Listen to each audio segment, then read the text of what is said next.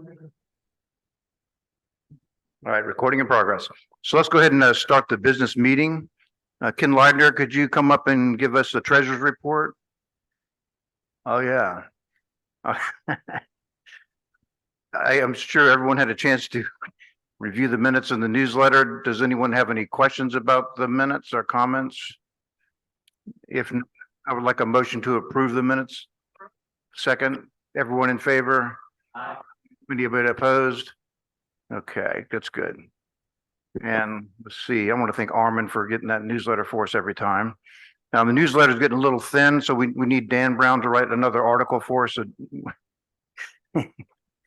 So go now, Ken, if you could please give us a treasurer's report and talk about a new member.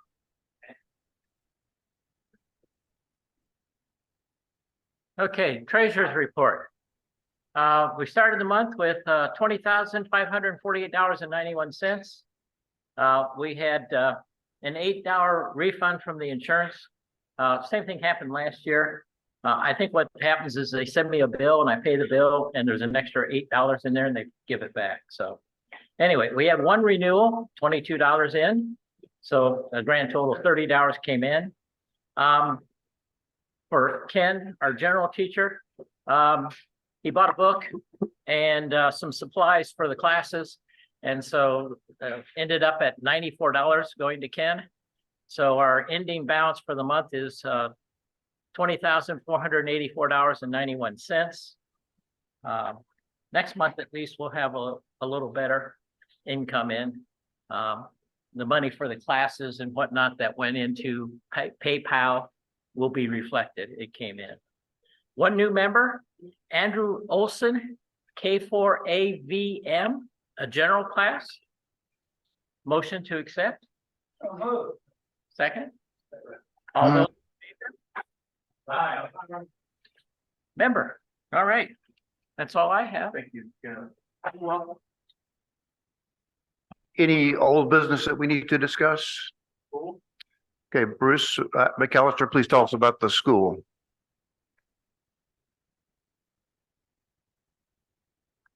Okay, it looks like we will have no students this semester. Very unusual. We got one for tech. I've never seen that as long as I can do one. We have one so far for general. I don't know if that's going to get any better. None for extra.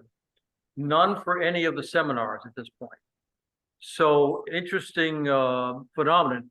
I've heard people say it's an unusual beginning of the year. This is the first time in the RVA that everybody started before schools, before Labor Day and everything else. But amazing to me that we didn't do that. So I think we're going to end up with none. One possibility is Ronnie Bolton is putting together a class on contesting, both for those who want to contest and those who want to get on the air while contests are up. I don't care a bit about contesting, but for me, it's great when they have a contest because I get some far off contacts. The problem is, to excuse my French, you don't want to piss them off by not giving them the exchange they want. They want certain information when you make the contact. And so the contacting thing is, the class would be interesting just for that purpose. So they're looking at a seminar on the 28th of October. We're going to do a little advertising of it to get it going. Again, we may have a bad fall, but the spring usually is much better. And so we could probably, if it doesn't make it in the fall, we'll make it in the spring. And the only other thing I can think of to mention, I guess, Daryl, you got to talk about the remote station? We're good. That's all I have. Any other old business? Now, Mac, can you hear me? Yeah. Okay, can you talk to us about the upcoming elections? Yeah, I called the current officers at that request, and all have agreed to serve again. So the committee officially nominates them, and they'll be officially nominated at the October meeting, or at the September meeting, or I'm sorry, October meeting. And additional nominations may be taken from the floor at that time for any of those offices. And the election will be held after that. And then those gaining the offices will be installed in November. We elect in October, so it's announced today. Yeah, the election is in October. I Okay. I asked it to be put in the September just to give the club notice, and if they want to run or anybody wants to run for an office, they'll have advance notice. I think there was only one unopposed office last year. And I don't remember exactly what we did technically. I think there was a combination of paper votes and things like that. Ken tells me that even though there's the same slate with no opposition, we still have to officially vote. That's I'm correct. I'm leaving to go to another state, so I won't be here next month, so I'll let you all sort it. So thank you for that, Max. I don't know, does anyone else want to run for how many? So president, President, Vice President, treasurer, secretary, which I don't see David here. and one of the two elected directors. Okay. One of the two elected directors now, it's if I get reelected, Steve Bowles has agreed to remain as a director. And John DeMaio, still being the past president, has agreed to remain as a director. So I guess there's one director seat that's up for vote. Two. Negative.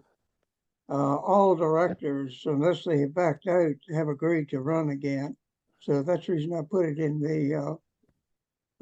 I guess, well, guess what my point out, my point is that if someone else wanted to run for office, there are the president, vice president, treasurer, secretary, and one director seat that could be up to director seat. So if anyone wants to run for any of those offices, let Mac know so we can make sure your name is on the ballot. Okay. All right, let's see. Yeah, they will be officially nominated at the October meeting. But as I said, I just put them in the September, so everyone would be aware, and if they want to run, they would have a chance to think about it. Nominated in October or elected in October? Both. Both. Nominated and elected on the same day. Okay. That is correct. All right. I guess that's clear. I see a gentleman who just came in. They'll be nominated by. Right. If you want to volunteer to run for an office, if you want the prestige and big salary that I have, you could run and become the president. Sir, are you a visitor, a new member? And what is your name, sir?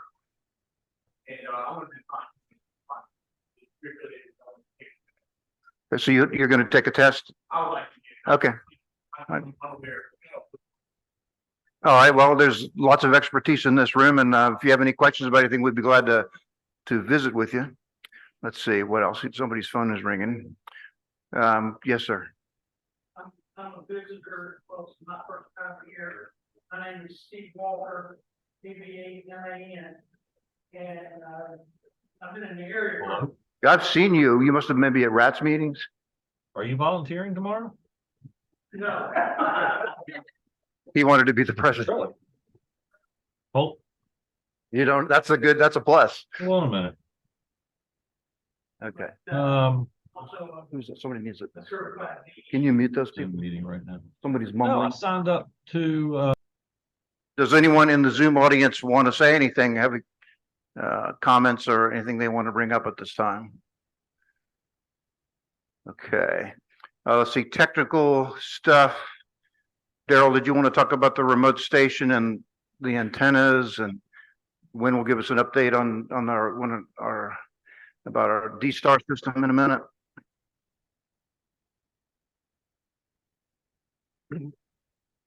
Hey, I'm Daryl, WW4F, and I was asked to try to get the air club station back on the air. It's a remote station. A lot of people have been depending on that, and it was removed because they put a new membrane on the roof. So that work is complete, and we've been given a green light to put that back on. And we were looking for younger volunteers that are not afraid of heights, ladders, and can pitched roof. Our antenna, what it's essentially is a frame, 4x4 frame with a pole attached to it. And it will support the VHF and UHF antennas. And then it's a top point for the infed long wire antenna that we use on 80 meter. And that ties off on that pole, and that'll be very close to the hatch that goes through the roof over the gymnasium. That's easy enough. But to get the long wire over parapets to a top point and then to the second top point, because it's actually in a L configuration, because we don't have a long 80 plus foot run. We need some people or need somebody that's comfortable going over the pitched roof, the parapets, and getting the ropes tied off, get that part set up. So let me know your availability. We're thinking one Saturday morning early. We'd start probably between 7 and 8. Get over here before it gets hot. We'll wait for cooler weather, cooler days, but try to get over here and get as much done and during the morning, and then get off the roof before it gets hot, even if we have to come back and put them again. But all the equipment is in the utility room below that roof, so that's all set. It was just a matter of putting the antennas back in place and running them through their bulkhead mounts installation. I'm sure that's been flashed and covered up, so we'll have to open those up again to get the cables through the hatch wall.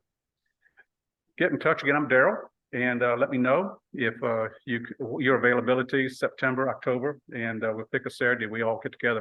Get together with Mike and myself and get that going again. Thank you. Thank you, Daryl.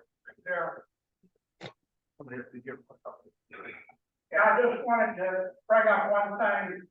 This, going over the parapet is not a dangerous thing. You're going from a flat roof to a flat roof. You just have to go over the parapet. I can do it anymore.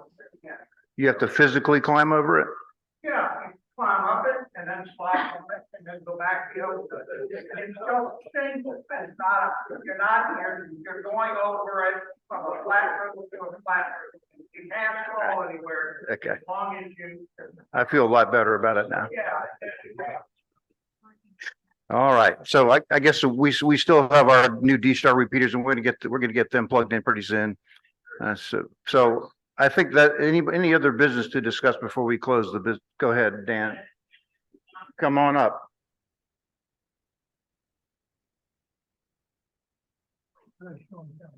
Okay, that's right. We'll get to that.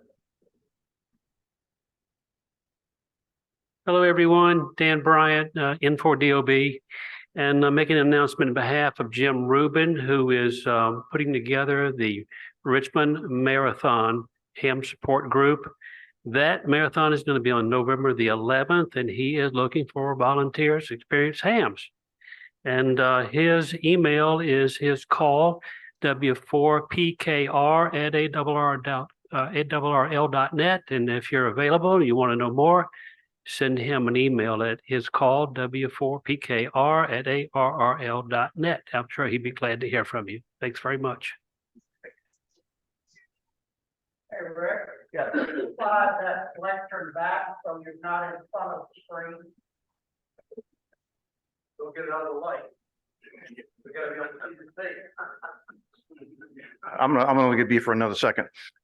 Thank you, Dan. Now, Jim says he needs 40 volunteers. That's quite a few to do this. So we're gonna have time for show and tell, but does anyone else have any other business before we end the business portion of the meeting? Yes, one other thing about the election, if I may. Okay, Last time we had some, not difficulty, we had to get the voting apparatus in place. And I would recommend anyone who would like to run for office, other than those already nominated, let me know or let Ken know, so we can set up the apparatus to let the Zoom people vote too. I don't know whether that's a problem or not, but I think it's something we ought to think about. So I would recommend that and leave that up to Ken to set it up. I think, and I could be wrong, if memory serves, we polled people individually and the Zoom members, if I'm not mistaken. Okay, any other business before we request a closure of the, okay, do I have a motion to close the business meeting? Second, So moved. all in favor? Okay, so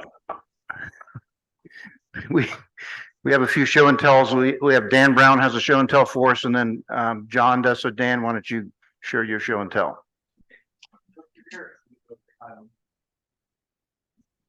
Probably I'd like to bring it over here. Okay.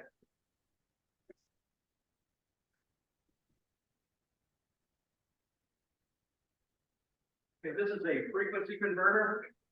I was talking to some of the guys about it last month. What it does is, it takes your AM radio and allows you to play shortwave stations over your AM radio in your car, which is pretty neat. Last month I brought it and, it worked great at my house. And as I got closer to town, the strong FM stations started bleeding over into it. And, you know, it was bad time, so I didn't bother showing it last month, but I went back home and I said to myself, the FM stations are a much higher frequency. So I'll put a low pass filter on the antenna. And I did that and it didn't work. So I tried multiple low pass filters on the antenna, and I could not get those FM stations to go away. So then just to something, I put a low pass filter on the VFO going into my mixer, and that did it. So somehow or other, the FM was interacting with the VFO part. So once I put the low pass filter on the VFO, got rid of the problem. So now, I mean, it works beautifully.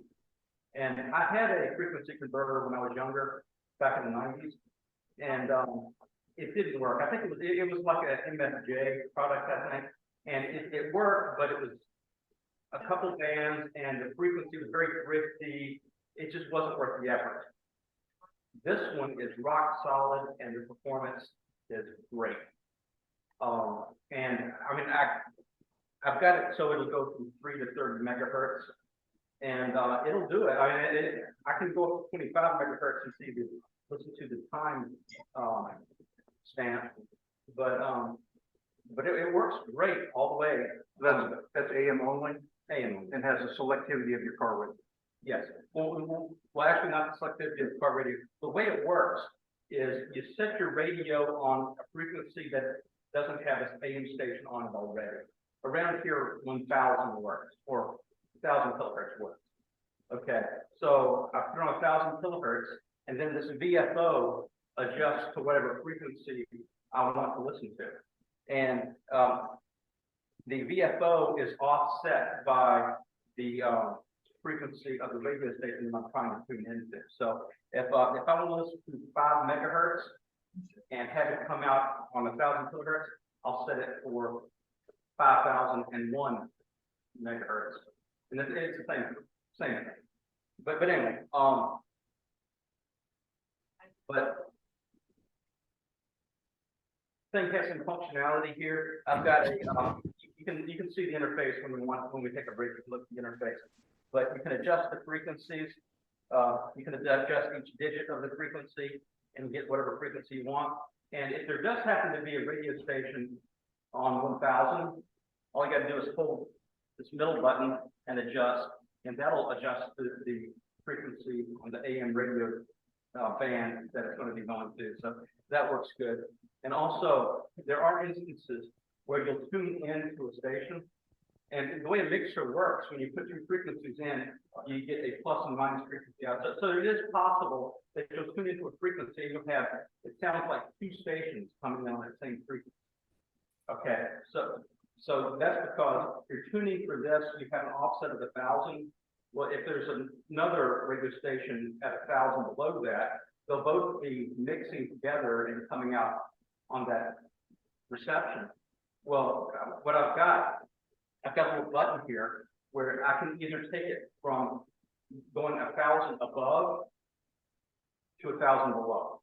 So if I have it set at 1000 above and it turns out I'm getting 2 stations coming in on the radio, all I've got to do is hit that button and it shifts down here, and that image that I was getting will go away, and I'll just have the primary frequency there. And in the unlikely event that there are 2 stations that are imaging on this frequency that I'm wanting to do, all you have to do is adjust the radio frequency to a slightly different frequency, and you're done. So there's not a whole lot of filtering in this, but I'm the stations that I want. And like I said, the sensitivity on this is incredibly good. It worked much better than I had even thought. So. That's pretty good, and if anybody wants to, look at it, you're right, and, after the meeting, if you want to go out there and actually listen to it, that's fine too. Hey, thank you, Dan. John? The L4RNT. Somebody's asking a question. Go ahead. Go ahead. When you get a speaker there talking to the group, could you give them the microphone? Yes. All right, going back to on my show and tell, going back to World War One, as you all know, I do historic stuff and not modern stuff. The Signal Corps, one of the things that they had purchased or requested from the communications industry was a device that they could hook up in the field and be a remote telegraph station that was to take advantage of existing telegraph lines or a single telegraph line with the ground as a return.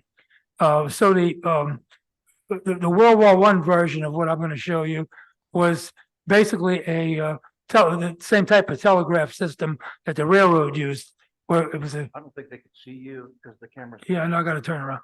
It was the same type of clicker that the railroad used, where the relay would click on to signify that the code character was coming through. It would click on for a longer period of time to indicate a dash, and a short period of time to indicate a dot.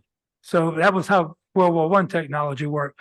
By the time World War II came along, and the Army was getting a lot of ham radio operators in, the BFO had already been invented, B frequency oscillator. So all the people that were coming in were used to now hearing code in terms of tones.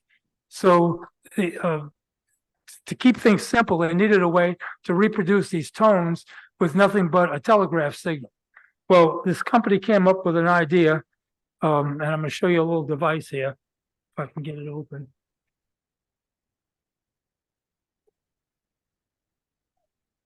You put that in front of the camera? Yeah.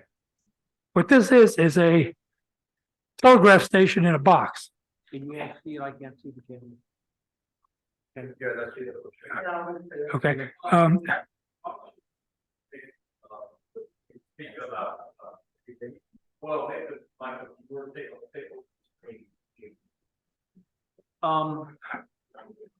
Yeah, okay, we're trying to do too many things at the same time. Yeah, that's just.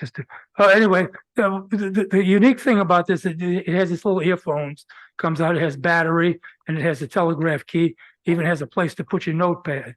But the interesting thing about this is that it had a frequency generator in it, which was a mechanical frequency generator that gave you the sound of an 800 cycle tone. Now, so that instead of the click, click, click that you had with the World War One version, you now had beep, beep, beep, beep, beep. So that was something unique. And these things are very rare. There's been a few of them come out on eBay, so I grabbed one of them just so that we'd have an example of it. That's my show and tell. Thank you, John. Anybody who wants to take a closer look at that, I guess they're passing it around, but they can come up and look at it. Anybody have any new equipment, operating events, new licenses? Anybody lose an antenna last night? I lost one. The rope was already frayed, it's just a question of when. So I can get it back up there. All right, let's unless anybody has anything else, let's take a break. 5 minutes. And does everybody please take their seats so we can go ahead and get started with our program this evening. Steve Bowles. Seat, sir. Sit down if you have one.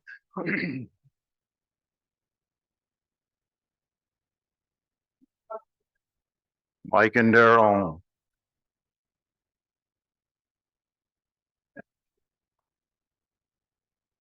See, this is what people like to do is hobnob. They don't care about the rest of it. All right, I'm going to ask Gwen to introduce our guest speaker for tonight.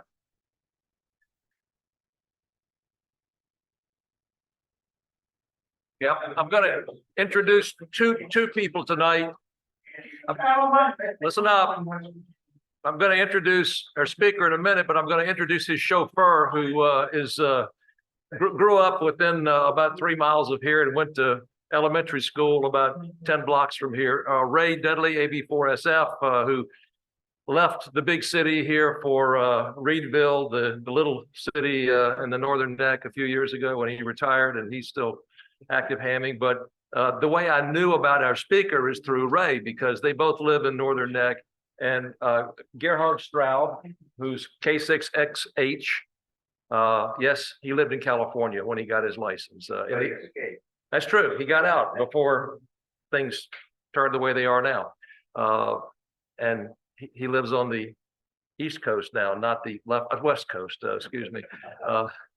Anyway, I had Gerhard. I feel like I've known him longer than I have because Ray tells me that, all these exploits that he and Gerhard have done over the years involving ham radio, involving boats and the water and Chesapeake Bay and broadcasting and all this. And I said, well, he sounds like somebody that could be a great speaker for a program tonight. And he told me at dinner tonight before the meeting that about his work in broadcasting and how he met his wife. I hope you're going to tell that story about how you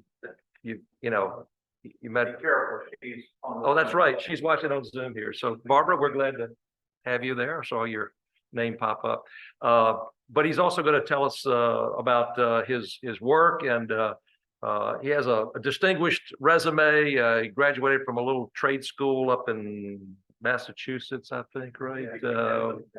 Massachusetts Institute of Technology. Is that what it? Okay, yeah, okay. Well, not bad for a ham operator.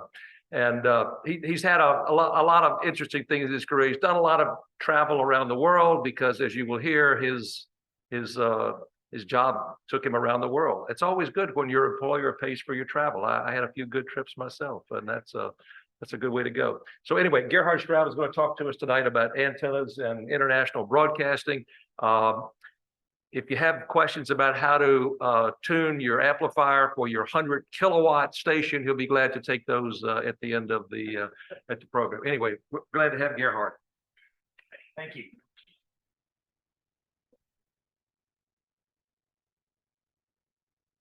Okay, thanks, Win, and thanks to the club for having me here, and Win for dinner, and thanks to Ray for driving me here so I didn't have to drive in the Richmond traffic. So anyway, I'm supposed to share my screen, and I think I did it. Yeah, there we go. All right, but now mine's not giving it to me the way I want. Oh, there we go. Okay, all right, here we go. Now, as a radio man, you should know the microphone's important. Well, I don't work this side of the microphone. Anyway, my name's Gerhard Stroud, I'm K6XH. Just a little bit about my background. I did grow up in California. That's why I have the 6th call.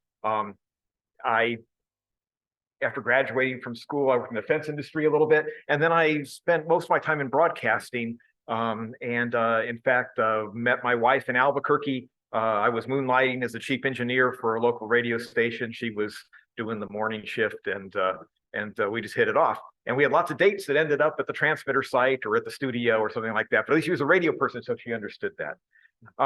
Anyway, out in California, I worked for a broadcast consulting engineering firm called Hammett and Edison. That's where I learned to do AM directional antenna design. That was kind of my strength there at the firm. And while I was there, we had a client that had authorization from the government of Taiwan to build a 300 kilowatt AM radio station in Taiwan to broadcast to China. And I got that job. So I worked on that job, and that kind of kindled my interest in actually working in international broadcast. I used to be a shortwave listener, but I never really understood that I could work in that field. Anyway, finally an opportunity arose with what was then called the International Broadcasting Bureau, or the Broadcasting Board of Governors. You'll know it by Voice of America is one of the components of that. And that was in 2002. So I took that job, and I retired from there in 2021. And we'll go into a little bit about what I did and some of the things. And so this presentation is going to be a little bit based on U.S. international broadcasting, but it's going to cover some other things more in general because I'm a little bit out of date with what's going on. This is the Voice of America, Washington, D.C., signing off. So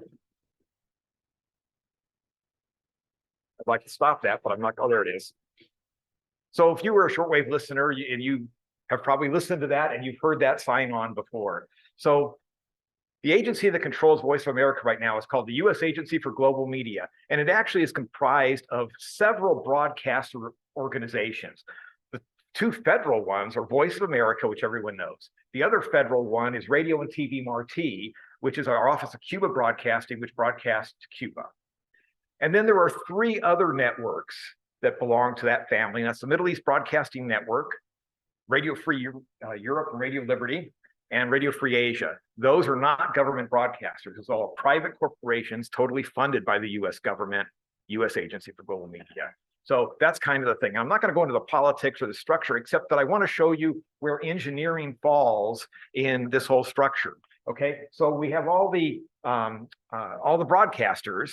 They don't actually control the transmission assets. So there's not really a VOA transmitter site. It belongs to engineering, if you will. And engineering is way down in here, engineering and transmission. And they do everything for all the broadcasters. And deep inside that little engineering box is a place called the the Broadcast Technologies Division. So for 9 years, I headed this group up. Basically, this group did all the propagation analysis and coverage prediction for all the facility. That's medium wave, short wave. And if I say medium wave, for those of you who know, that's AM radio for that we call it in the US.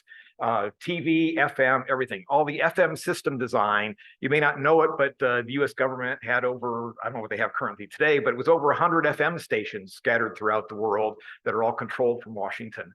And we did all those designs and we operated those stations in this division. We did all the medium wave system design. We did all the shortwave system design, all the terrestrial TV design, of which there was only a few transmitters in Iraq. We also did all the shortwave frequency scheduling. If you're a shortwave listener, you know that every 6 months, all the frequencies change and all the broadcasters get together. Well, we did all that. We also operated a worldwide automated monitoring system with about 70 monitoring sites around the world where we can monitor the quality of the transmissions. And we'll get into that a little bit later too. And we also did all the broadcast time leasing because actually the US government doesn't have enough transmitter facilities to handle all the programming that they have. So they lease from other broadcasters. So one of the things I want to get across is why is international broadcasting fun, right? So one of the main reasons was stated by one of the engineers that interviewed me and told me on my first day, said, you're used to 50 kilowatts in the US. He goes, 50 kilowatts is our transmitter tolerance. So, if you're operating a 500 kilowatt transmitter, plus or minus 50 kilowatts is no big deal. So when you mentioned the 100 kilowatt, or, if you want to tune up your transmitter, that's QRP. The other reason it's fun is I did get to do a lot of traveling. I got to go to maybe 30 countries around the world. And I did have some mini D expeditions, although you never have really time, right? Because you're out working, you just work. And as soon as you get done, you get on a plane and fly back home. But I did get to operate as J-28GS out of Djibouti. I was there for several times, but one time I actually took a rig along and got an authorization to operate. I operated some from Cyprus, and I got to operate for a few hours from Tajikistan as EY8/K6XH. The other thing that makes it fun is, you get to travel to some nice, safe tourist type places. We'll let you see where this one is here in a little bit, but the road was indeed contaminated with landmines. This is outside Kuwait City. You get to eat at some fancy restaurants. So they invited me back to the kitchen here to see where they were cooking dinner. And it may not look like much, but that was actually some of the best goat I've ever had. It was very tender, very tasty. It was really nice. You get to go on a picnic with the locals. I don't even remember what we were eating here, but it was good. Experience some of the local traffic. And you get to party with the locals. So this was actually in Mongolia at a site that's about 10 hours outside of the 10-hour car ride on dirt roads outside of the capital. the organization that I was there making a modification to an antenna system, and the company that runs several of these transmitter sites was having a great big picnic, and all the staff, most of the staff was gone at the picnic, and there they had these games and competition, team building type competitions, and they won contests, and when they won contests, they got a medal and they got a bottle of vodka. And then they decided that when they all got back to the station, it was my last day there, and they wanted to celebrate all their winnings. So they decided, let's have a big party. So they did. They had a big barbecue, and then they had done this play at the company picnic. That's why they had all these traditional Mongolian outfits. So they dressed me up in one of these outfits, and they did their play. And then, of course, everybody had to sample everybody else's bottle of vodka. And then the airport manager just heard about the party, and he drove in with a whole trunk full of beer. And somehow we actually remembered to turn the transmitter on that night, but I don't. Anyway, so that's kind of the fun part of the international broadcasting, but we'll go into more of the technical stuff now. So basically for international broadcasting, we use shortwave because why? Because we can cover a whole continent, right, at a time from another continent. We all know that because we operate DX and we do the same type of thing. Most people don't realize you can use AM radio for cross-border broadcasting as well. So for instance, sometimes at night, I like to listen to WSM out of Nashville, right? When you get the nighttime propagation, you get the long distance. So with a nice high-powered, transmitter of, 600 kilowatts or a megawatt, I can get reliable signal like out to 2,000 kilometers at night. So that's pretty useful. Then there's FM stations that are used where the countries will allow it and allow the US broadcasting programming, and we can establish those in a particular country. We use those for short range communication, just like things are here in the United States. Shortwave transmitting stations. This kind of map kind of shows what stations are left as part of the US inventory. There's one in Greenville, North Carolina. There's one in Germany. There's one in Sao Tome, which is an island off the west coast of Africa. There's one in Kuwait. There was one in Sri Lanka until several years ago when a storm blew down a bunch of the antennas, and it wasn't economically viable to put it back together, so they closed that station. There's one in Thailand. There's one in the Philippines, and there are two in the Mariana Islands, one in Saipan and one on Tinian. I was going to show a map of some of the medium wave stations, and the FM stations, but those have changed in the last couple of years, and I didn't have up-to-date information. I didn't want to say something that was wrong. We regret that propagation difficulties make it impossible for us to continue the Voice of America program in progress. In its place, we bring you a program of recorded music. If conditions permit, we shall resume our transmissions of the regularly scheduled Voice of America broadcast. So that was an announcement you might have heard in the old days before they were transmitting the programs to the stations via satellite. The programs were actually relayed via HF radio, and the stations had basically sideband transmitters, and they would transmit the programs to other stations over HF radio. Well, you know how HF is. If you have a propagation outage or something like that, they had the recorded music that they could play and whatnot. But it hasn't changed too much today, right? We still have the same propagation problem. So that's why we have this automated monitoring, or I say we, I'm no longer there, but I still feel like it sometimes, right? So anyway, this worldwide automated monitoring system, and this map shows kind of those locations. It's about 70 locations, and every night a script is loaded to these stations that gives the schedule and what programs they're supposed to record. And they record like 15 or 20-second snippets.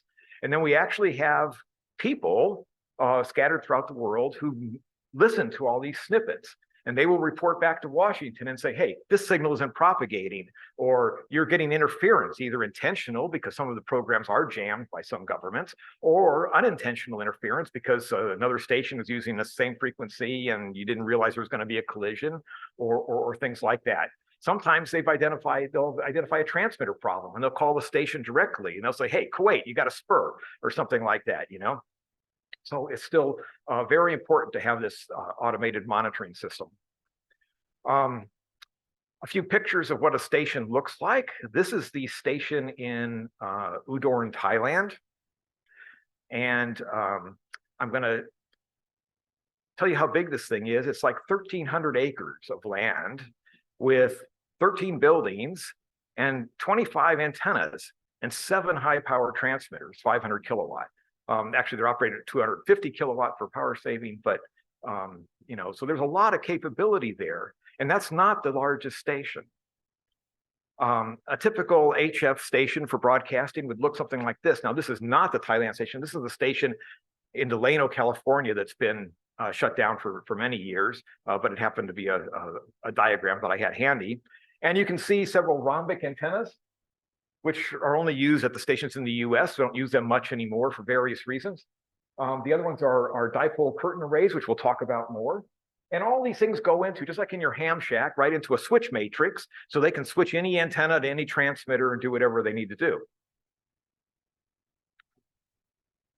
So the Greenville transmitting station is the only one left in the United States. This is Greenville, North Carolina. There's some of the antennas. That station has 2,700 acres.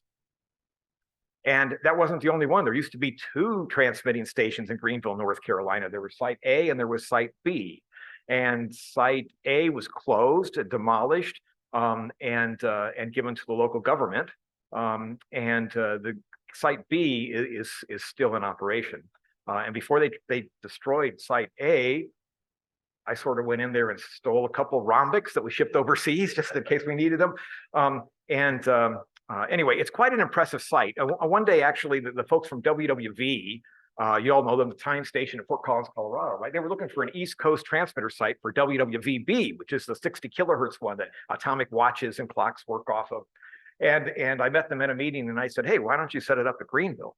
And they're like, well, that sounds really cool. So they came and saw it. Now, WWV has some, you know, there's a nice facility, but that's, you know, pretty simple antennas, you know, a vertical and a couple of, you know, anyway, so they're driving along and you can't see this site because of all the trees until you're right there. And so we're driving through the woods, we're coming around, you know, and we're talking, we come around the corner and their eyes go there, boom, you know, it's like they had never seen anything like that. Anyway, everybody was, it eventually got killed because of politics, but you know, hey, it was fun to try anyway. There's our station in Botswana. This is our station in Tinian. You can see lots of similarities here, curtain antennas. We'll talk about those. These are all dipole array curtains. And I'll go into detail on those in a little bit. This is another shot of the Tinian station. This is Sao Tome, out in the, like I said, the west coast of Africa. And the really interesting thing about Sao Tome is there's not enough power on the island to power the transmitters. So this station has its own power plant. And then twice a year or so, a tanker comes in, moors offshore, they have a mooring, and the station staff gets out there in a little boat, and they drag this big old hose out to the tanker, and they hook up to the tanker, and they fill up the fuel tanks. And it's actually been a good arrangement for the community on Sao Tome too, because you know, if there's a problem, then the station can help out with fuel supplies and vice versa, and so everybody kind of helps themselves out. So it's a nice situation, and anyway, it's unique. I mean, you don't see that in broadcasting, right? You never think you're going to be working with tankers, you know. And one of the things that happened that came into the division one time is they had to redesign the mooring system. Okay, that's not something you normally do in broadcast engineering, is design a ship mooring system. But anyway, we had a good mechanical engineer. I'm going to give you a little video tour of the Kuwait transmitting station. This was done by our station manager at the time. It's a few years old. There's been some additions there, but it'll give you an idea of what a station looks like inside.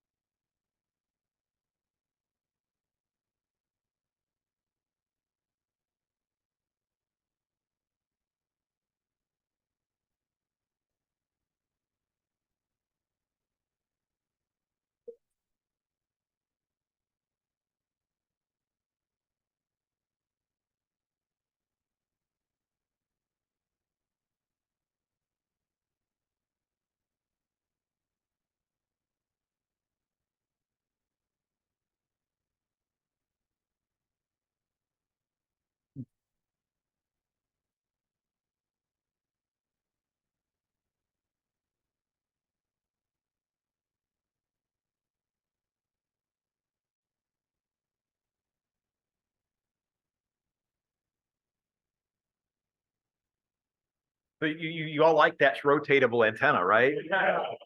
And let me tell you, that's actually a small one. That's the only one in the US arsenal, but the French have one that's bigger. And we'll talk a little bit about that as we go on. Moving on to medium wave. So this is the medium wave station in Cyprus. And this has been decommissioned, unfortunately, as a money-saving issue. But I included it because it's probably one of the most strategic medium wave broadcasting sites in the world. And to me, it was a complete sin that was shut down. It was actually the main tenant on it was actually Radio France. And so the 4-tower array you see on the left side there belongs to Radio France. When they built that, the 3-tower array that they were using was vacant. And so the US government did a sublease and refurbished that array. And we use that for broadcasting into the Middle East. This is 600 kilowatts for the US one, 1.2 megawatts for the French side. And it would put a daytime medium wave signal into Syria. So we're, because look at about ground planes, right? And you know that the radio waves travel great over salt water. Well, look where this thing sits. It is like, it is just a beautiful sight. I mean, I know it gets me excited, but it's just, that's all, what can I say? Anyway, it's a cool site. This is the medium wave directional array in Kuwait. This one is actually my design, and 600 kilowatts. We'll show you a few more pictures of that as well. So very similar to what you might see in the United States for AM directional antenna, just a lot more power. Now, you thought there was only 50 kilowatt stations in the United States. Well, let me tell you, there's a 100 kilowatt station in the United States that you probably don't know about. This one's down in Marathon, Florida. It's for Radio Marti, our office of Cuba Broadcasting, and it broadcasts to Cuba. 4 towers, 100 kilowatts during the day, 50 kilowatts at night. That is still in operation. And 1180 kilohertz. It's got a very, very tight directional pattern to protect several US stations, including one clear channel. So it's amazing. If you go to the back side of this array and you take a field strength meter, you basically can't hear the station. Well, you can barely hear it. And in fact, Cuba has set up a lot of stations on 1180. Gee, I wonder why. But anyway, they set up a lot of stations on 1180. And when you go to the back lobe of this station, you're hearing the Cuban stations, not this one. That's how tight that pattern is. An interesting feature on this medium wave is that we'll talk a little bit more about the radial ground system, but it does have a radial ground system under the towers. But you see everything's elevated because during a high tide or during a hurricane, this site will flood. And one thing that determines, if you've got a tower sitting above a ground plane and you start moving that ground plane, the impedance, your match on your tower is going to change, right? So they have a raised counterpoise around the base. So you see this big copper ring around the base of the tower. You see all these wires coming out. That's the ground radial system. And the whole idea is to shield it from the water level that's going up and down to make the impedance constant on the tower, because if the impedance changes, then the pattern starts to change. I'm going to show you another video. I might skip through parts of this because there's a minute or two that's all looking at buildings. I don't think we're really interested in building roofs, but if I can figure a way to slide it up faster, I will. But this is the tour of a medium wave station. This one is in Djibouti.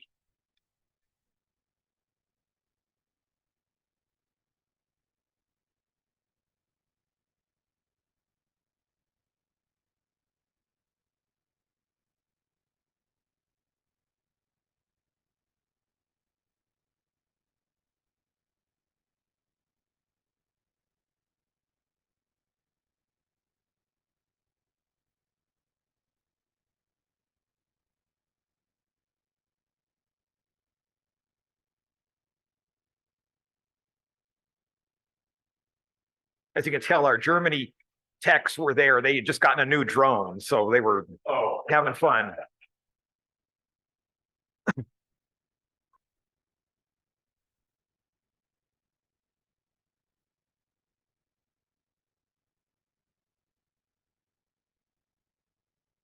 Okay, now this goes on for 6 minutes like this, so we're going to try and go to some different parts of it here if I can. Oh, it's not going to let me. Come on.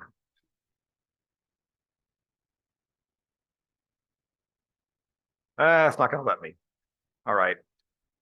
So we'll skip the rest of that one. But anyway, you get an idea of what a medium wave site, in the middle of Africa looks like. Interesting little story aside, we actually had I was there for the commissioning, and it actually was started before I was there. So another engineer designed it, and a consulting engineering firm designed it.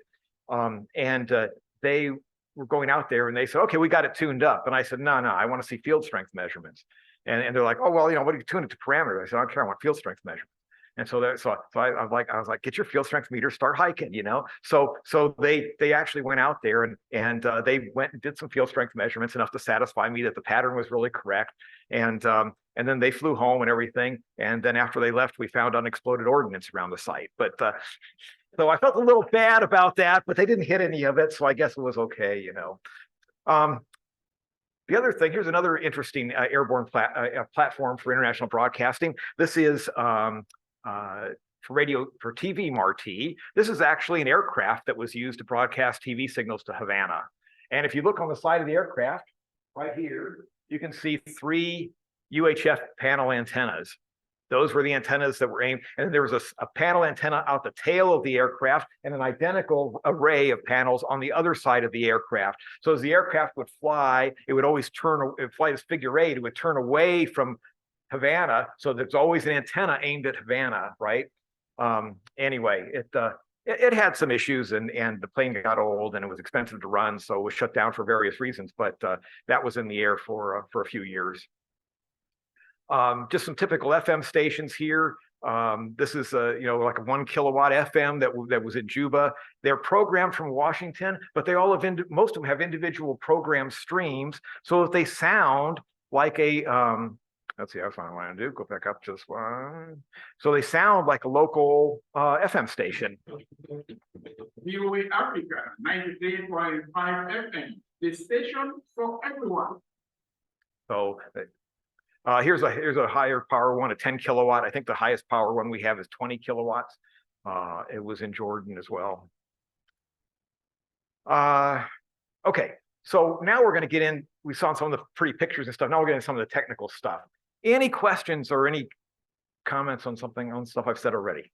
Yes. I think it might be because of orientation, but I was wondering why I down for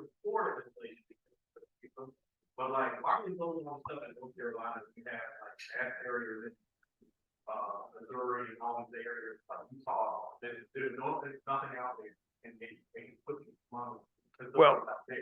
Well, we wanted right there on the East Coast or well, there was one in Ohio too. There was one in Ohio. There were 2 in California, and there was Greenville, North Carolina. And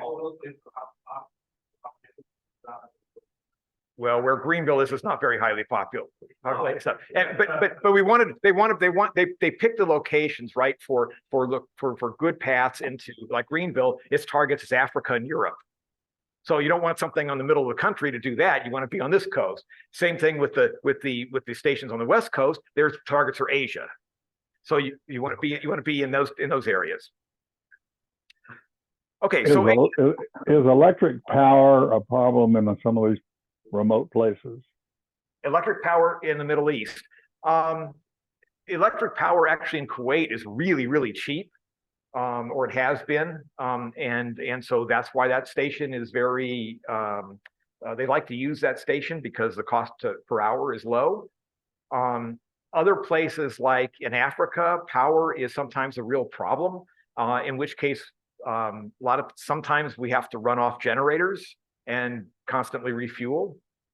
So it depends on the location. Are they using nuclear power stations over there? Pardon? Do they run nuclear power stations? I don't know what the host countries run, but the power station that's run on Sao Tome is a diesel powered plant. So HF antenna systems. Now, this is going to sound very familiar to a lot of you folks, right? What do we want? We want directional antennas because we want gain, right? We don't want the big power bill of running higher power transmitters. I'd rather, instead of doubling my power, I'd rather double my antenna gain and save some money that way. Also, I got targeted programming. I want to go to a particular place in the world, and I don't really want to interfere with other people who might be broadcasting. The other thing I want is I want a broadband antenna, because I don't want to have to put up an antenna for every single band that I'm going to operate. And I want to be able to go multiple directions, which means I have to be able to slew the beam, or I need a rotatable. So the antenna systems that are mostly used for broadcasting have vertical slewing, or at least ability to change the shape of the vertical pattern, because if we radiate 500 kilowatts over a big wide swath, we might excite more than one layer of the ionosphere. Or even if we're just on the same layer off the ionosphere, we might get a single hop from a low angle and a multi-hop from a high angle radiation from the antenna. And if those two hops get to the same place, guess what? You got fading. You can't control the phase. So we want to be able to change that vertical slew. Typically the antennas are horizontally polarized because that's the only way we can control the vertical slew. And also there's no ground wave appreciable, no targets within our ground wave range. So there's no reason for having a vertical antenna where we can't control this vertical beam width. So a typical antenna element that forms one of these curtain arrays is a folded dipole. And why do we use a folded dipole? We use a folded dipole to forget bandwidth, right? Because we want wideband antennas, and a fat antenna generally gives you better bandwidth. The other thing is, by folding a dipole, we can up the impedance, the drive point impedance, because what we're going to do is we're going to combine a bunch of these dipoles together to get a bunch of gain, and we want the input, the impedance, to wind up at 75 ohms or 50 ohms, depending on what the transmitter is. So we can do that even more easily with folded dipoles. And then what we're going to do is we're going to take these horizontal dipoles and we're going to put them in a vertical stack so that we can slew the beam up and down. And then we're going to put them in a horizontal stack, because by changing the phase to the different horizontal stacks, we can swing it left and right. And typically these antennas that we're using, we can slew them 20 degrees or so. So what we wind up with is a dipole curtain array, it's called, and it's usually in two flavors, a low band and a high band. You get the low band, which usually goes from, let's say, 5 to 11 megahertz, and the high band, which goes to 11 to 21 megahertz. And we're talking gains of 10 to 20 dB over a dipole. So, okay, so if we say it's 20 dB and we've got 100 kilowatts going into it, well, we got, 10 megawatts of ERP. I mean, there's a lot of power there. So what does the structure of one of these curtain arrays look like? This is a question that you had earlier, what exactly the antenna is. So it looks like this, and it's got an ITU designator, which is HRS. HRS stands for horizontally polarized, R stands for reflector screen, and S stands for slewable. And then it says 4 by 4 by 0.5. So it's 4 rows, four columns by 4 rows, and the lowest antenna element is a half a wavelength above ground. And then how we get the gain, why do we do this? Okay, so if I take a dipole radiates in 2 directions, basically, right? It's got nulls off the ends, and off the broad side of the antenna, it's got maximum radiation. So what if I put a reflector on one side so it only radiates in one direction? If I space that reflector right, the reflected signal adds in phase to the energy going the other direction, and you've got twice the power going in one direction. So now it's 3 dB gain. So what I'm going to do is I'm going to dipole, and I'm going to put a reflector screen behind it. I gain 3 dB over a dipole. Now, anytime you double the aperture, the size of an antenna, you increase the gain by about 3 dB. So I got one dipole, I want another 3 dB. I'll add a second dipole. So now I got 2 dipoles, and I got 6 dB over a single dipole. Well, I want a little more, right? So now I got to double the aperture again. That's another 2 dipoles. So now I got add 2 more dipoles. Now I got 4 dipoles. Now I got 9 dB over my dipole.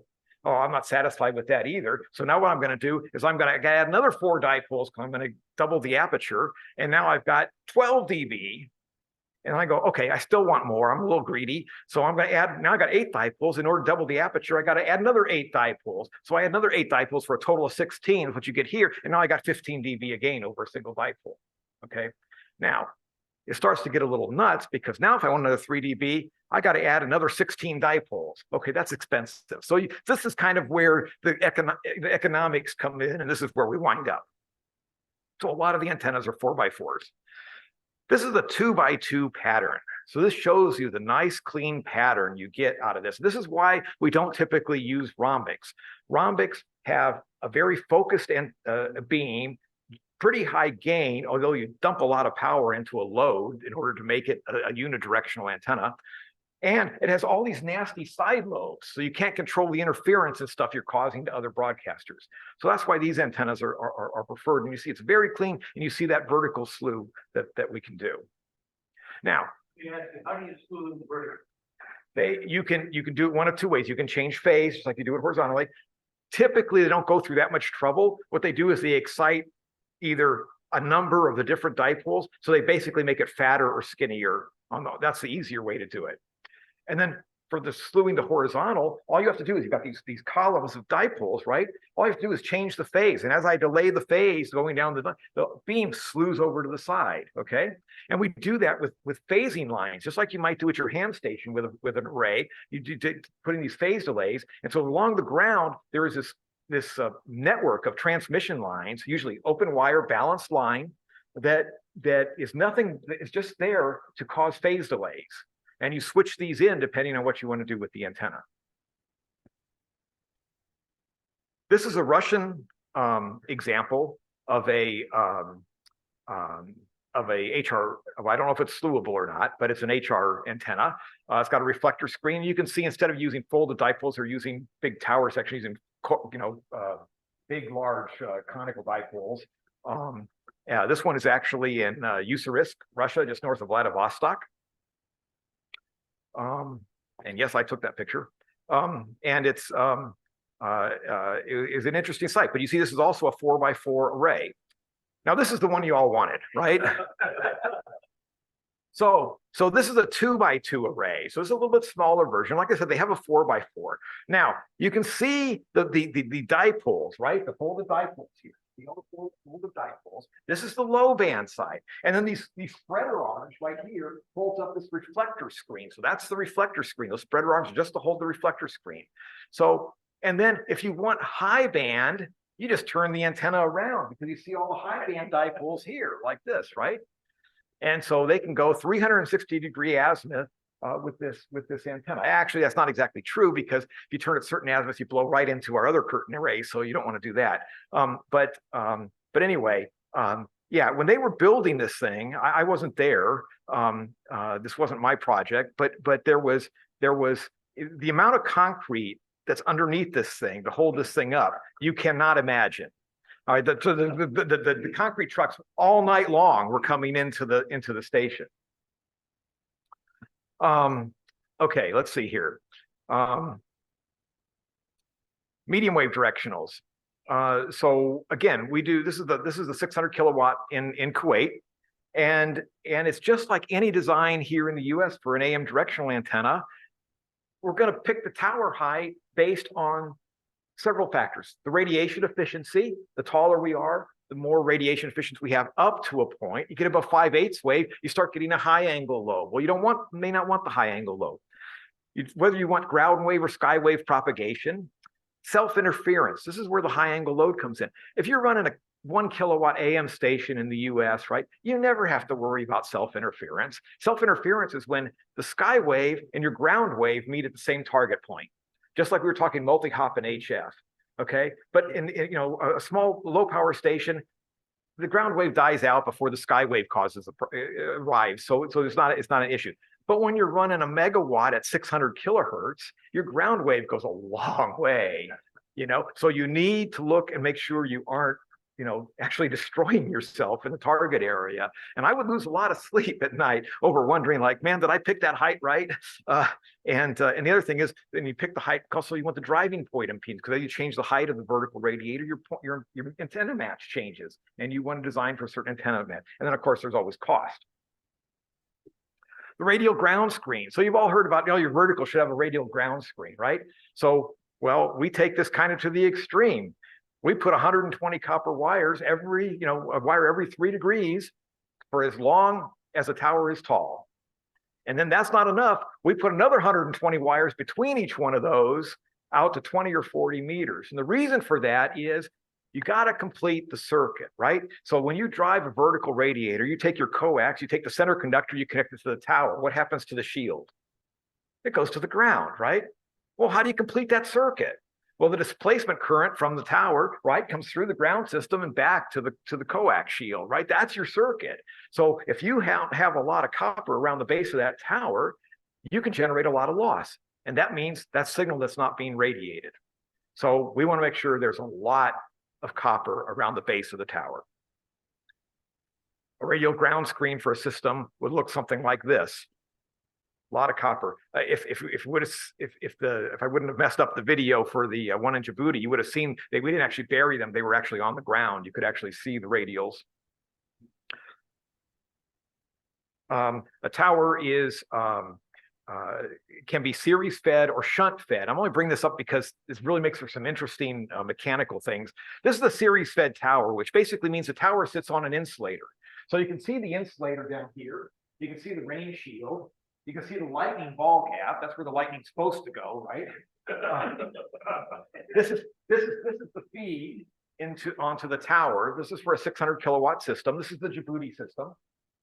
You can see they've got ground straps down here because they wanted to make sure that that thing was well grounded when they're playing around on the tower. But anyway, it's series fed because the tower's not grounded. Now this is a shunt fed tower. Okay, so this is one that was in the UAE, and you can see that the wires coming up here. This is the feed, and you tap at the tower where you want the right impedance, and there's no insulators down here. This tower is grounded, so you just find the right point on the tower to feed. The interesting thing here is look at this down here. That's the transmission line. That's coax. That's what we called quasi-coax. Okay, so for instance, we were building the system in Kuwait, and we needed 9-inch coax. But then when you get to these other higher power systems, that's not big enough to handle the peak power because, in an AM station, right, the peak power is 4 times the carrier power. So if you've got a megawatt, that means your peak power is 4 megawatts. That's if you've got a perfect match.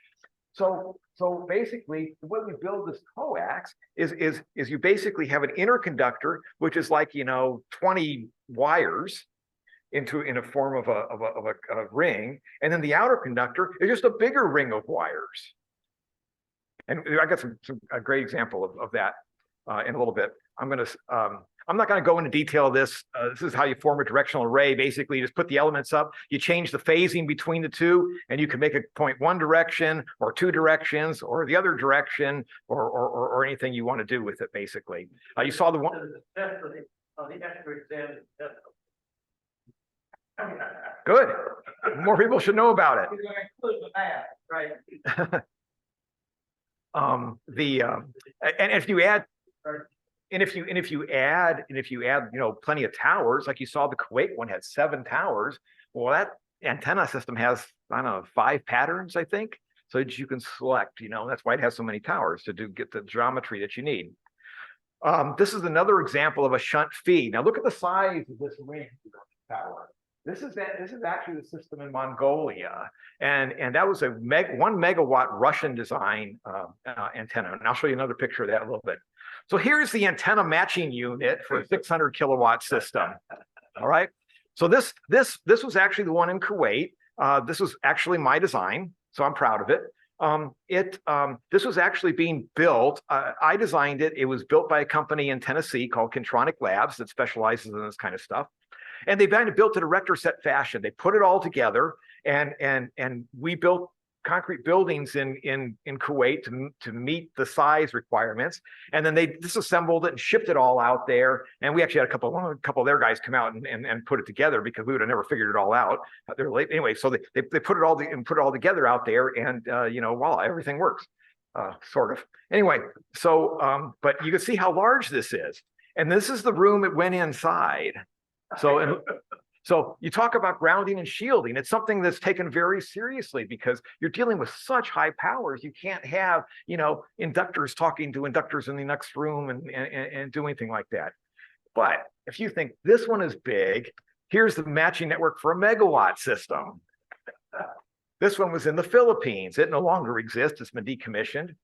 But, you know, it's a room you walk in, you say, okay, I'm going to change this coil. You know, it's not like you have your antenna tuner on your desk, you know, you flip a couple of knobs. So this is a medium wave site in Mongolia. This is the one where you saw me dressed up. This is the site. It's an 8-tower array. It's an ex-Soviet array. And we were going to lease it and use it for broadcasting to a specific target. And this antenna system is kind of cool because it actually has 3 different slews on its pattern. They can slew it in, I forget, 20, 30, 40-degree increments or 50-degree increments or something like that, 60-degree increments. And the other interesting thing about the Russian antennas is they don't have coils and capacitors for matching. They do all the matching with transmission line sections, with quasi-coax transmission line sections. So one of the hard parts about this, what we had to do is we had to change this to a different slew to get to our target. So we needed a different pattern. And so we had to figure out how to do that.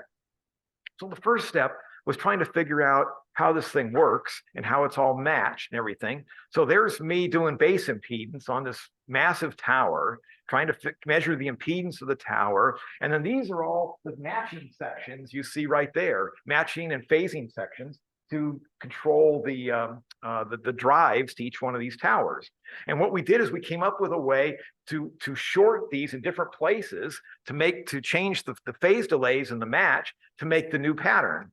And there's some of the guys installing the shorting straps on this quasi-coax. And open line. it's really, I guess I've never really seen a real major problem. I mean, if you had a real downpour, I guess you could maybe have a problem, but it's never been an issue that has been a real concern.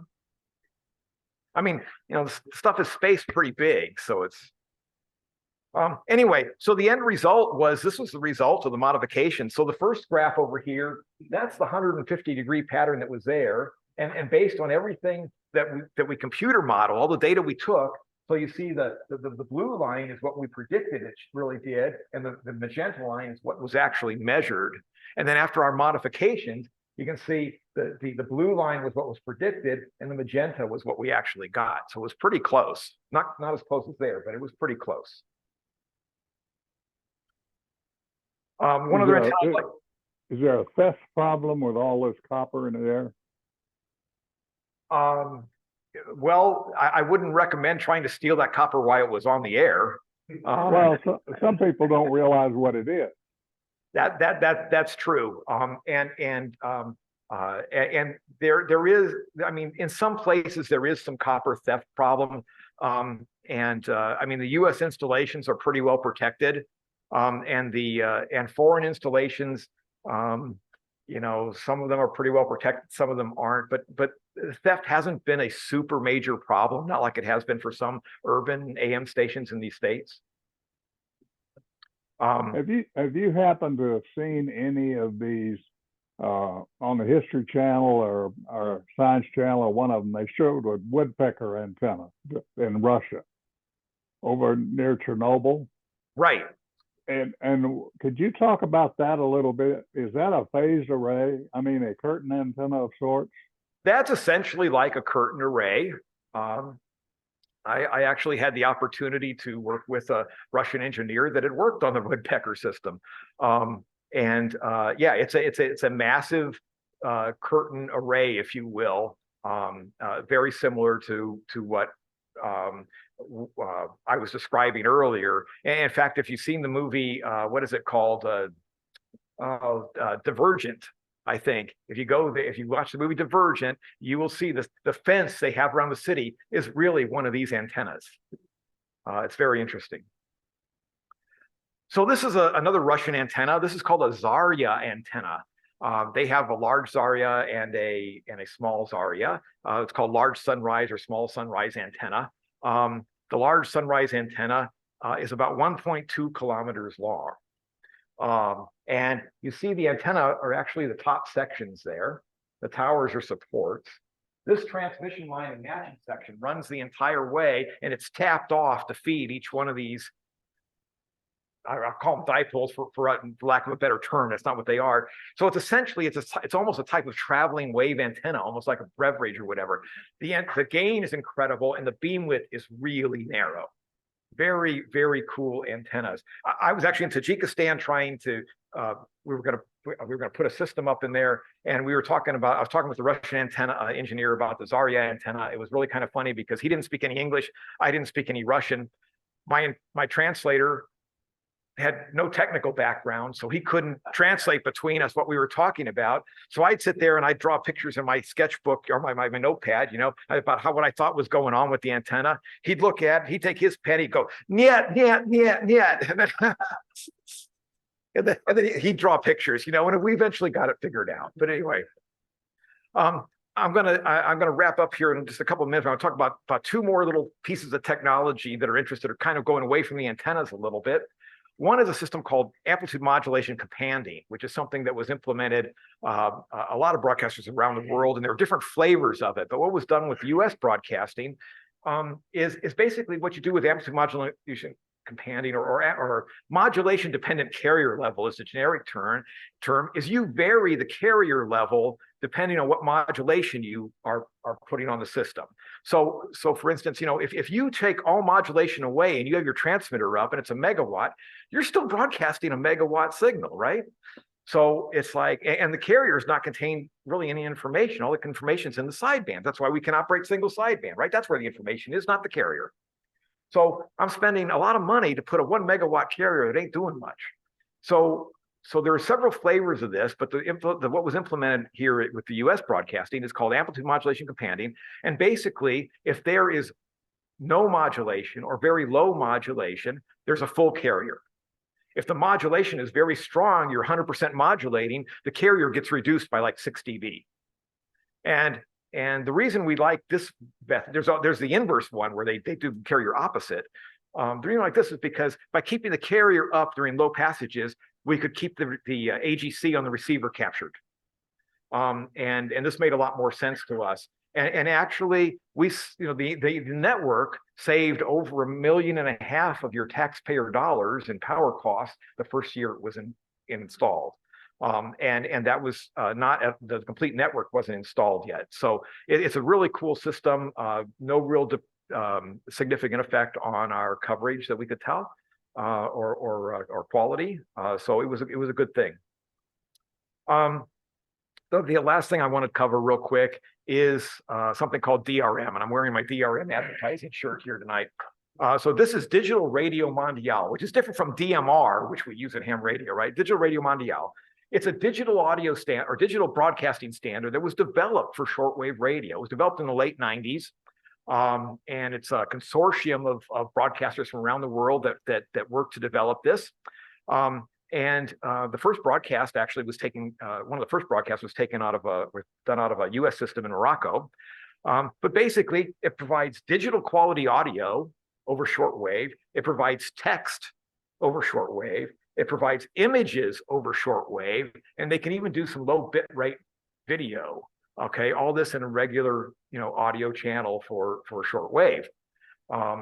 It hasn't really taken off because of lack of receivers in the market.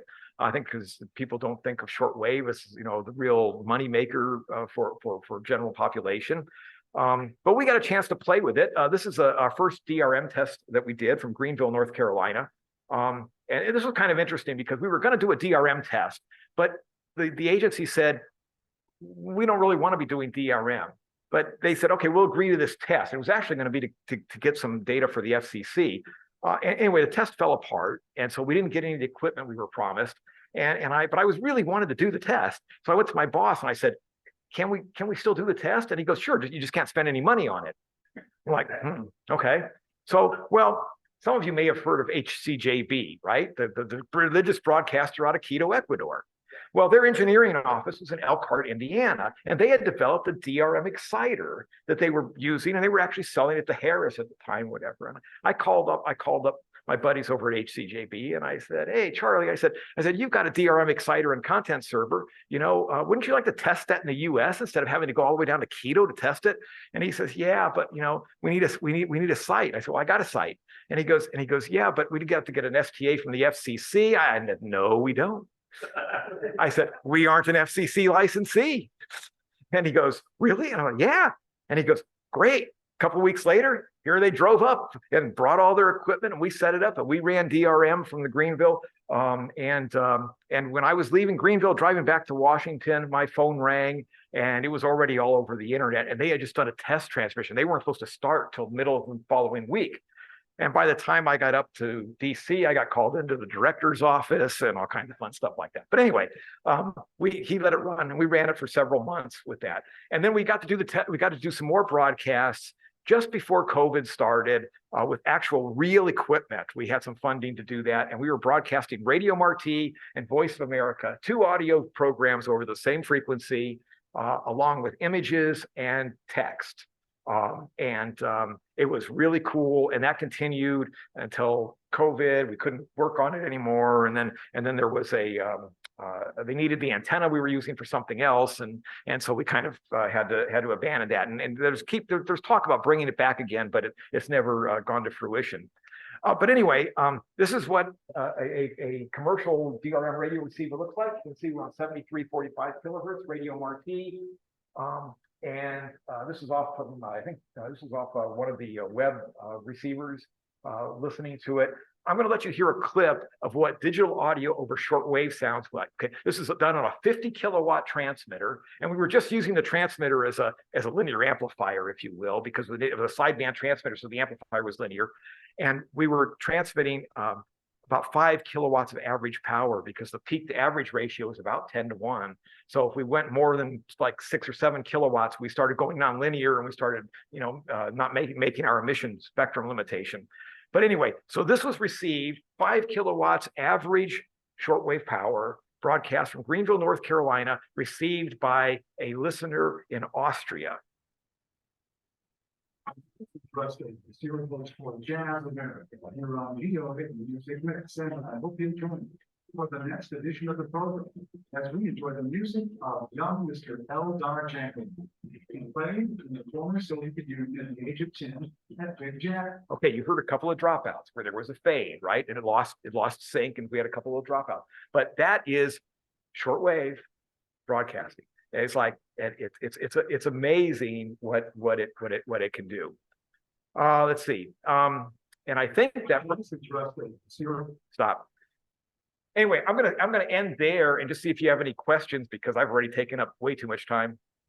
About DRM, it's been a few years since I looked into it, but as Anthony like these sound card programs, there was some I saw that said they could decode it, it didn't work very well. And I think one of the concerns at the time was that codec was proprietary, and you had to buy a license or things like that. And I know that right now there's something that's called 3GV for digital voice on amateur radio. Do you know whether there's a free program to decode the DRM now, or people get the radio? The program that most people are using to decode DRM, and I'm not sure exactly what's transpired in the last year or two.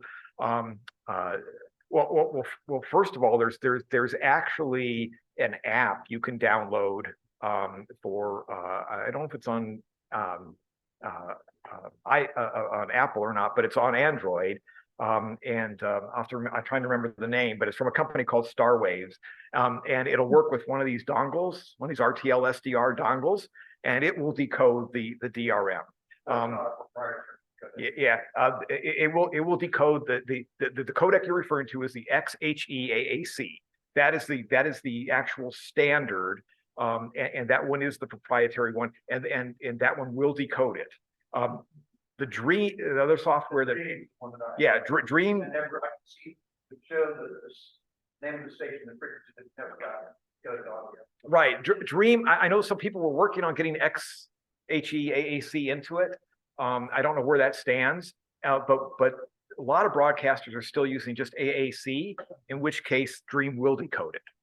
Now we caught a lot of flack on the Greenville test because we put it on XHEAAC, which is more efficient.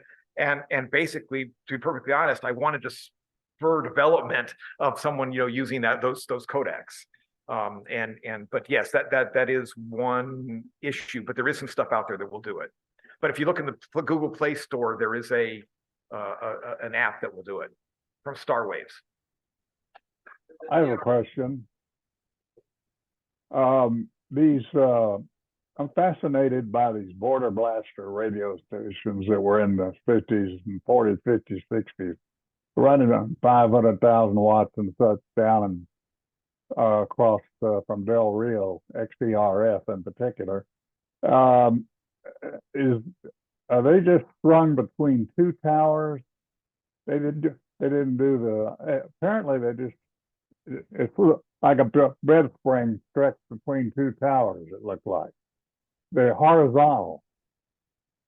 Well, it was probably. I mean, it probably wasn't horizontal. It was probably a T-top, right? So you would do a vertical element. There might be wires. It might be supported through a horizontal wire between two towers, and then a drop wire in the center, and the top is basically top loading. That would be a typical configuration for something like that.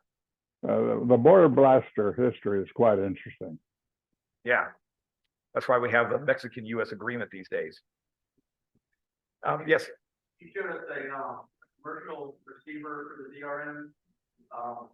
So are there transmissions out there now? There are transmissions out there now, and if you go the commercial receivers, they're kind of hard to get. That one was from China. That was a little interesting. How trying, as a U.S. government agency, trying to buy receivers from China. Yeah, that was a little bit tough. If you go to the website drm.org. They will list, you can find this transmission schedule of everybody who's running DRM. One of the interesting things is one day I actually have two receivers now. They both failed, but I had one at home and I was running. It was just scanning because I was trying to get the Greenville one actually, and I didn't get the frequency in fast enough, and it started scanning, and all of a sudden it stopped, and I'm like, who's that? It was Radio Romania International running DRM. So there are a fair amount of transmissions out there. And if you don't have a receiver, when you tune into one of those radio receivers, can you hear it? Yeah, it'll sound like noise. If you have one with band you just get both by our right. Yeah. Yeah. What do you see? So the research is always things like one by one. There's Yeah, I mean, I think what's happened is everybody's used to getting their audio or whatever over the internet these days, right? Even if you ask a young person today, a lot of them don't even know what radio is, right? They listen to Pandora, Spotify. I'm guilty of the same thing, right? So I think what's happened is the media pie has been divided up smaller and smaller and smaller, and shortwave doesn't have the place that it once did. There are places where it's really big. Africa is really big still on shortwave. India is not big on shortwave, but they're embracing DRM on medium wave. So where does the future go? That's anybody's guess. A lot of people want to say shortwave's dead, but they've been saying that for the entire 20 years I was there at VOA. And over the time I was there, basically we closed one station because it fell apart. The demise is not as quick as people have predicted it to be. Yes. Curious about the targets. All those countries control premiums, or they control them, and people get it. Well, they can. There are some. Most countries actually don't jam the system. Countries there are countries that do try and jam the transmissions. They don't actually control the radios, but they try and jam the transmissions. So that's why normally in U.S. international broadcasting, we'll try and hit a vulnerable target, usually from multiple sites on multiple frequencies, so that they can jam some of it, but they have to deploy a lot of resources to jam it all. All right, well, I took off a lot of your time. Thank you for your attention and thank you for having me. Hope you enjoyed it.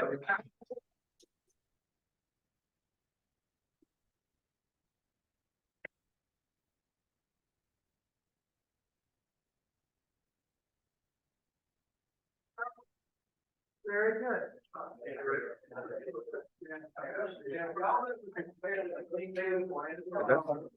Meeting, I guess that's, I can go ahead and